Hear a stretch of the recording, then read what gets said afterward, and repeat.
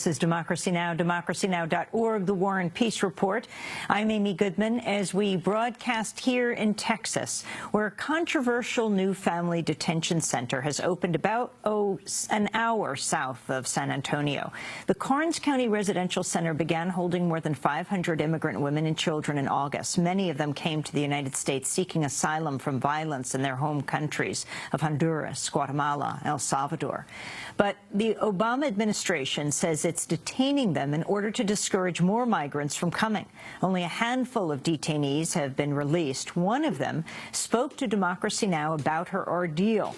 Sara Aida Beltran Rodriguez fled here from El Salvador with her 7-year-old daughter, Nayeli, who was suffering from brain cancer. In this interview, she describes what happened after she and her daughter were apprehended at the U.S.-Mexico border. Then we hear from their lawyer, who helped secure their release from detention. I crossed the river. I ended up in McAllen at the detention center. I was interviewed on video, and the man that interviewed me did ask me, and all I thought to say was about the situation with my daughter. They informed me that I had a deportation and that they weren't going to be able to help me. When I arrived at Karnes, I was told to tell them everything at an interview there, and I told them about my daughter's case. They encouraged me to tell them the whole story, and I did, and they did examine her to see how she was, just like they do to all the children, just a normal physical examination. And I thought that they were going to help me by having a specialist examine her, but they were not able to because of, I think maybe because it was really costly. And I kept asking for that and expecting some sort of help in that area, but I didn't get any.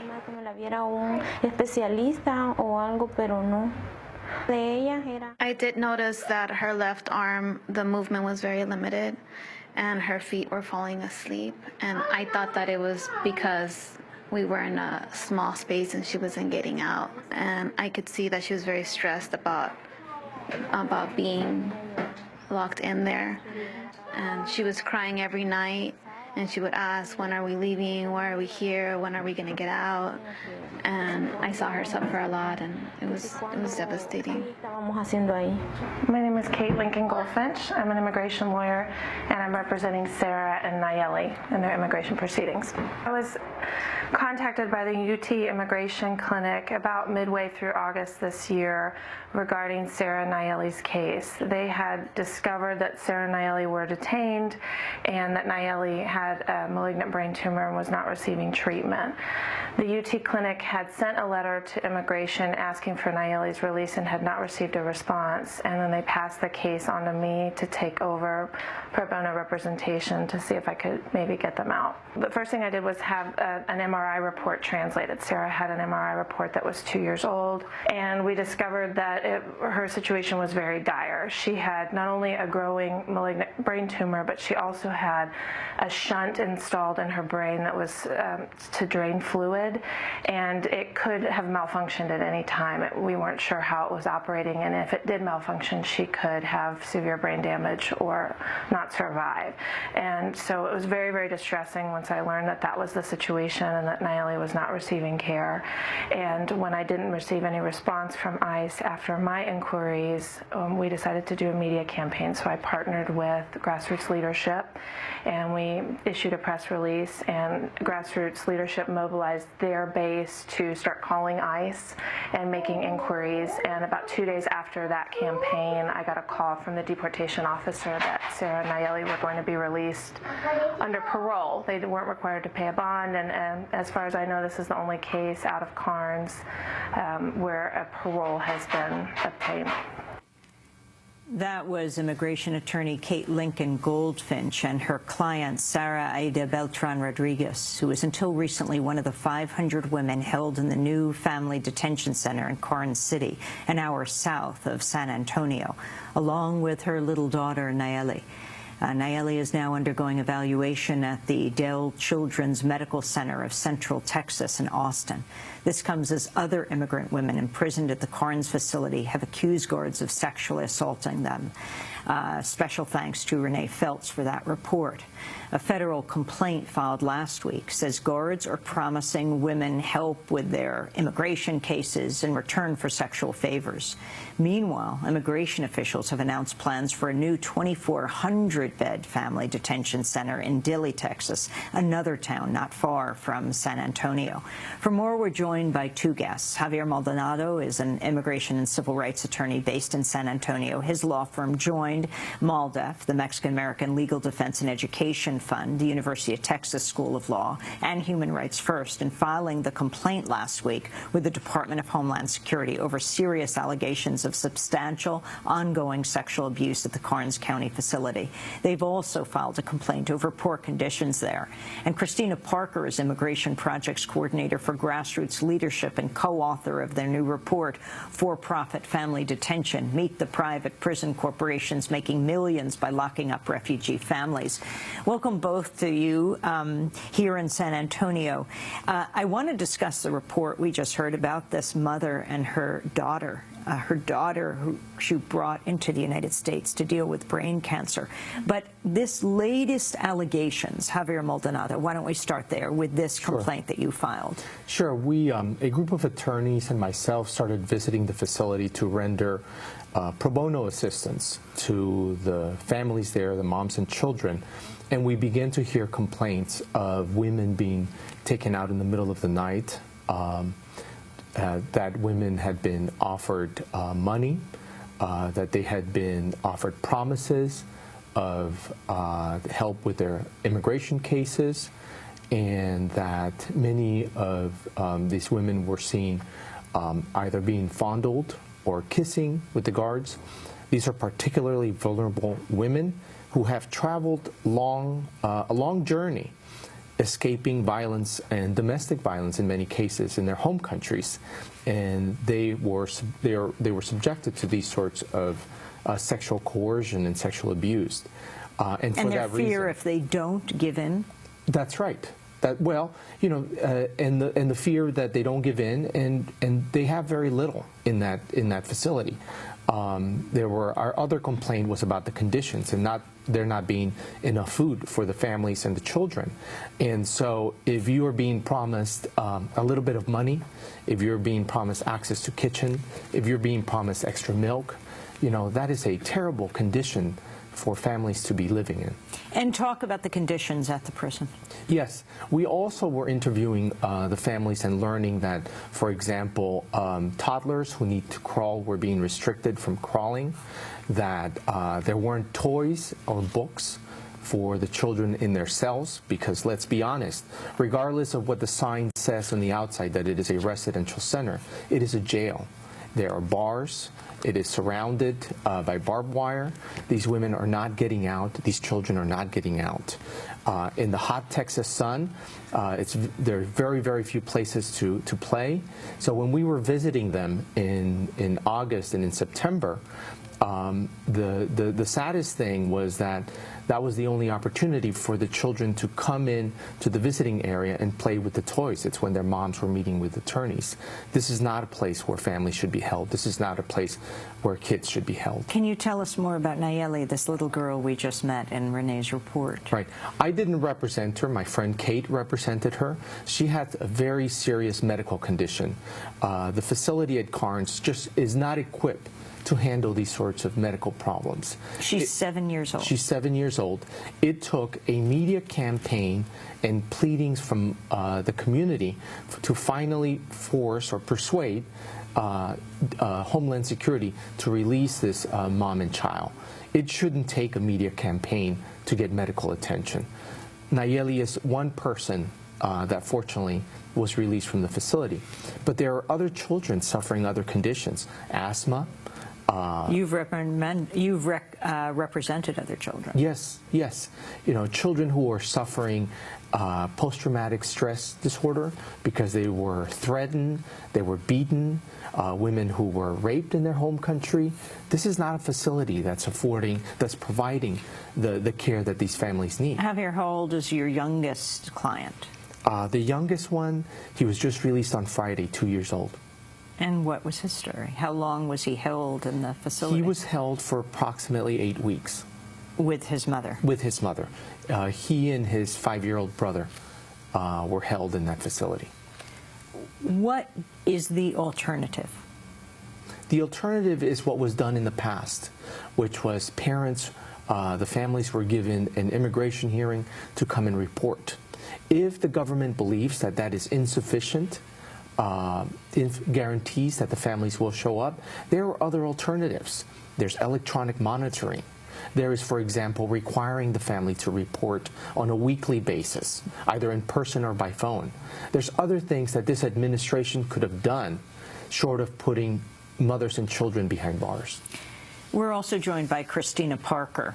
She has a new report out called For-Profit Family Detention, Meet the Private Prison Corporations Making Millions by Locking Up Refugee Families. Talk about who runs Carnes. Sure. The GEO Group is the private prison company that is contracted to run the Karnes County Family Detention Center, and they have a long track record of abuse and neglect and misconduct in their facilities. It should be no surprise to anyone, actually, that sexual abuse and denial of medical treatment happened almost as soon as the facility was opened. Can you give more examples of what you have found? Sure. One of the things that we see is that this misconduct is really persistent. For instance, in the Walnut Grove Juvenile Center in Mississippi, guards frequently used beatings and violence and sexual assault against the boys who were held there. They also retaliated a lot against people when they complained. So the boys would complain about their treatment and they'd be put into solitary confinement. So if you look many miles away at a facility in Pecos, Texas called the Reeves Detention Center, the same thing happened. A man who suffered from epilepsy complained of his lack of medical treatment, and he was put into solitary confinement. He spent a month there before he died of complications of a seizure alone. It actually caused a riot in the prison. How are these facilities placed? How are they planned? Is there community input? There's no community input when these facilities are planned, and they're placed in really remote areas. Karnes is a little bit away from where we're sitting right now, but there's a new one planned in Dilley, Texas, which is even more remote, further south. Can you talk about this facility? We're talking 2,400 beds? Yeah, Dilley, it's really shocking. It can't really be overstated how shocking and how big this detention center is going to be. How big is Karnes? Karnes is holding 532 people. It is rumored that they want to expand it to maybe double, but even then, Dilley dwarfs it. Dilley's going to be 2,400 beds, the largest single immigrant detention center in the country, dwarfing all the others. And this is where they're going to hold women and children. I think. Will this be run by GEO? No, the Dilley Center is rumored to be run by CCA, and CCA is the Corrections Corporation of America, the same company that ran the disgraced T. Don Hutto Family Detention Center, which is in Taylor, Texas. And the thing that's so shocking there is that we're seeing the exact same things be repeated. In Hutto, we heard reports of guards threatening children, for playing, for being loud, with separation from their parents. That's the exact same thing we heard when we went to Karnes recently, and it's a persistent problem. Another problem is women and children are losing weight. Imagine an infant losing weight because the food is so poor. That's exactly what we heard at Hutto under CCA, and it's exactly what we're hearing at Karnes under GEO. And what is the rationale for these private corporations to come in and run these prisons? Javier Maldonado. What is a profit? It's to make money. The government pays them on a per-day basis, whether it's filled or not, and the longer they keep people there, the more money they make. Why do they place them where they do, in Karnes or in Dilley? Because there are no attorneys there, because no one can get to them, because it's just in remote places where nobody will see them, and we don't have to think about them. Immigration and Customs Enforcement, ICE, spokesperson Nina Pruneda said in a statement that, quote, ICE remains committed to ensuring all individuals in our custody are held and treated in a safe, secure, and humane manner. Accusations of alleged unlawful conduct are investigated thoroughly, and if substantiated, appropriate action is taken, she said. While she wouldn't comment on the specific complaints about sexual misconduct at Karnes City Family Detention Center, she said that there is a zero-tolerance policy against sexual assault in accordance with federal regulations. Christina Parker, your response. Yeah, my response to that is they don't seem to learn their lesson. We've seen this over and over and over with GEO, with CCA, with family detention. You know, it's no surprise to any of us. I don't know why they would keep going back to these companies. You're organizing a protest Saturday? We are, yeah. We're going to be outside the Karnes County Family Detention Center at noon this Saturday. We invite people to come out with us and protest against this shameful practice, this inhumane practice of holding people there. And, you know, we're not going to stop. Our hope is to stop the Dilley contract as well. Is it set in stone? Do you think there is a possibility that the Dilley contract, the 2,400-bed facility, might be stopped? You know, I don't like to believe that. I really think that we can stop it. I think, you know, community outcry and litigation ended family detention at Hutto, and I think we're going to do it again. Javier Maldonado, this is the Obama administration. He has been called the deporter-in-chief by the mainstream organizations of immigrant rights groups. More deportations under the Obama administration than we've ever seen under a president. Right. We're at over, what, 2 million mark? I think it has been like at least 300,000 every year, over 300,000 every year, deportations. What advice do you have for President Obama? What do you think needs to be done right now? I don't think, whether it's him or his officials, I don't think they appreciate the seriousness of the problem and what they're causing, the injuries that they're causing to families and children. How many deportations a day? A day from Karnes or overall? Well, if it's 300,000 a year, it's at least 10,000 a month. You know, the figures are pretty large. And so I don't think they appreciate the seriousness of the problems of detaining mothers and children. We can understand why adult men would be detained or why even adult women might be detained. But detaining mothers and children has crossed the line between what is appropriate immigration policy and just plain punitive policies. Well, I want to thank you both for being with us, and we will link to all reports. Javier Maldonado is an immigration civil rights attorney here in San Antonio. Christina Parker with Grassroots Leadership will link to that report. For-profit family detention meet the private prison corporations making millions by locking up refugee families. This is Democracy Now!, democracynow.org, the War and Peace Report. We're broadcasting from Trinity University in San Antonio from Tiger TV. When we come back, we'll talk more about what's happening here in San Antonio, particularly talk about the issue of fracking. Stay with us.